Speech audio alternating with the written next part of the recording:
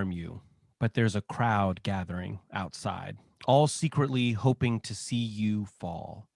This is why we slow down at car wrecks, why felines try to bat life back into dead mice on our doorsteps. Just admit it.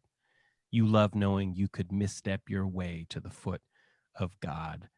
Hello, I'm Brandon Noel, and this is Barren Interviews.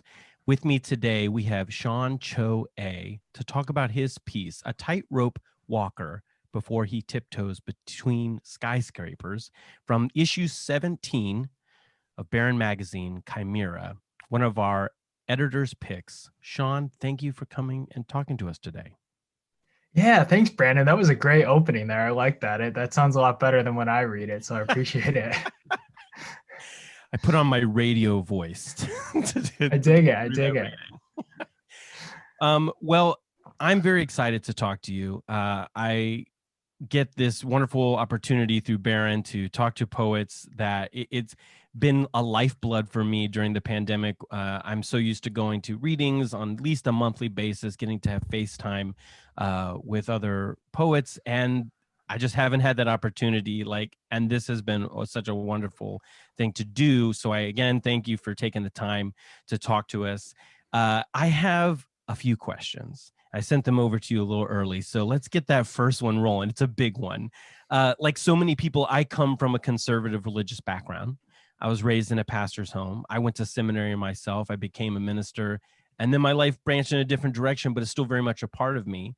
So I find that any poem that mentions God directly is somewhat confessional by nature. And even though I find that God can often be a stand-in for someone else, or even me kind of talking to myself, your poem evokes God multiple times, and vividly so. And it even ends by asking for forgiveness. So do you think, after that big preamble, do you think your speaker, your poem here, is addressing God, or is God a stand-in for something or someone else?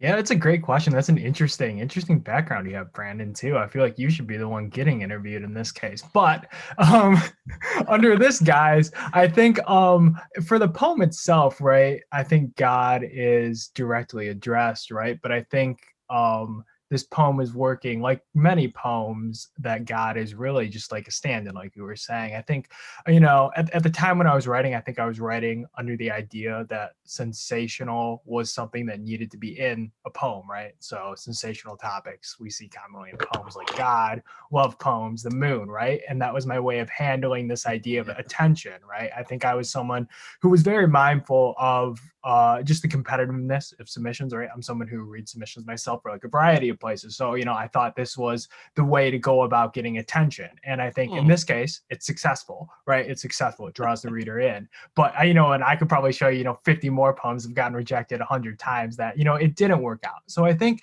in this sense, now that I step back from this work as it's a little older per se, that I think it is more of like a stand-in for like a craft element that felt necessary to like the strictures in the world of the poem that was being created. But yeah, I think like maybe subconsciously, maybe it was a direct address, but I think it is more just a craft thing at this point. Yeah.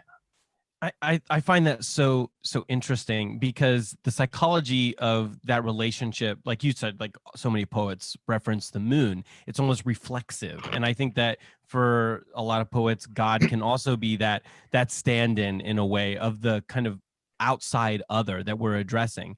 It almost, like you said, in a craft way, replaces the omniscient you that we often reference. We're not even talking to anybody as poets. Sean, your images, they come quick. They're very visceral, and there's like no breaks in your poem. It's one stanza. So it kind of like all tumbles out. But my favorite line is your most, as you say in the poem, graphic. It's not because it's graphic that's my favorite, but your poem apologizes for itself. And my interest, again, like with the talking about God and the addressing there, is whether the speaker, you feel, is apologizing for you, or if that's you butting in and apologizing for the poem or apologizing for the speaker, or if you don't even see a distinction. I'm kind of curious about that interplay there.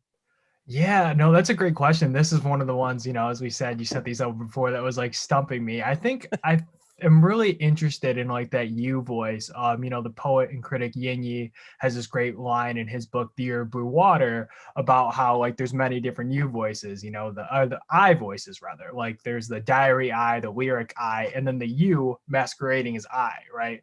So I think in this case, the poem is interested in the way that I myself, Sean, would act within this situation, right? This like crazy, bizarre situation I don't think I would ever find myself in. So I think in that case, it is apologizing for me and maybe like the need for the sensational, like we were saying in the last question, right? I think that was at the time a year ago, when I wrote this poem, that was my way of handling poetry, right? Putting myself in these like sensational situations where the emotional core of the poem, right, this need for apologizing for the world that the poet has placed themselves in is justified within this heightened language and situation, right? So i think um I think that answers your question, maybe in a roundabout way. But It yeah, does. yeah. Yeah, it does, because there's a tripart structure in your poem. There's the I, there's a you that you're first addressing. I don't mean to alarm you,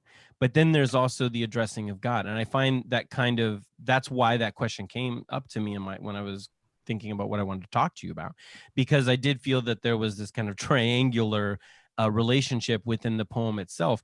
It's kind of like that voice we're always writing to, especially when we're working on stuff that we want to submit. Like you said, this craft aspect to it.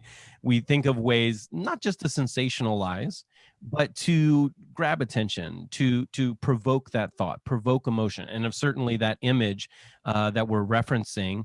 Where you talk about priests splashing holy water onto stillborns, it's attention grabbing, and it's right at the center of your poem. It's kind of the axis, I feel, that like it all kind of revolves around.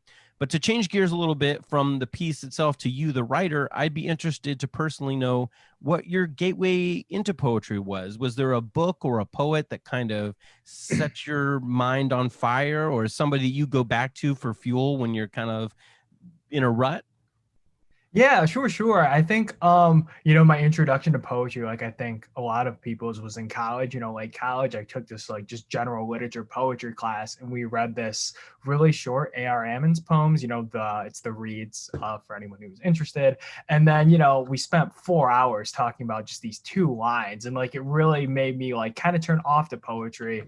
But then, I was digging around for poems online afterwards and I found this Kaveh Akbar poem that was really kind of like touched me in a way. And I was really interested with how he was working in syntextually and then using his like the use of associative leaps. And really that's what got me interested in poetry.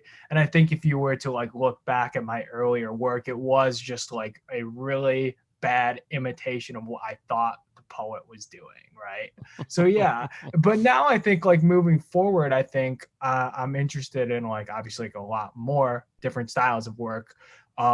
So yeah, and then I'm really interested in like the way that what we read affects us as poets, right? There's that saying that like we ourselves as humans are like a combination of the five people we spend the most time with, right? For me, I think as a writer, I become a combination of the five poets that I've read most recently, right? And like just their use of craft elements and things of that nature, like really deeply affect the way I'm writing.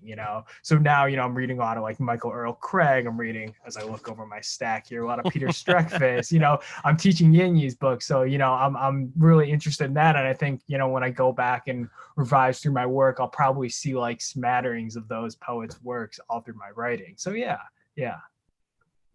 Well, I think that people would be interested in finding more of your work. Looking at your Twitter feed, there's no shortage of publications, not just through Barren, but many other places. Where can people find where you're at online so they could track what you're coming out with? Yeah, sure, sure. So I'm flat_soda on Twitter, flat with a PH. So it's a little clever, little kind of punish thing. But yeah, I feel like I post stuff on there, like in a very shameful way, promoting myself there to my few followers. But then I also have work that just came out in Sporklet, which I'm really proud of. That's one of my favorite literary spaces. The Nashville Review has a couple good ones. And then I have a chapbook coming out by Autumn House this fall. So mark your calendars, etc. for that one. Yeah, I'm excited about that too. Well, that is fantastic. I hope that everybody who's listening will earmark that and go and follow you so they can see what's going to be coming out from you in the coming year. We want to thank everybody who has tuned in today. Sean, thanks again for coming on. I hope that we could talk more in the future. I've really enjoyed this. Yeah, great, Brandon. Thanks for having me. This is like my first like video style interview, and I know you guys get like a solid like viewing on these too, which is awesome. So that and more nerve wracking. So I'm excited to cringe back myself in the future. Well, everybody, you can find more content like this at Barren Magazine on Instagram, Facebook, Twitter, and you can see all of our previous issues at barrenmagazine.com. I'm Brandon Noel, and you can follow me at _mongrel on Twitter and at Brandon Noel 85 on Instagram, but it's not very interesting, I'll warn you. Please come back and subscribe so that you can see all the new interviews that will come later. Thanks, everybody. We'll see you next time.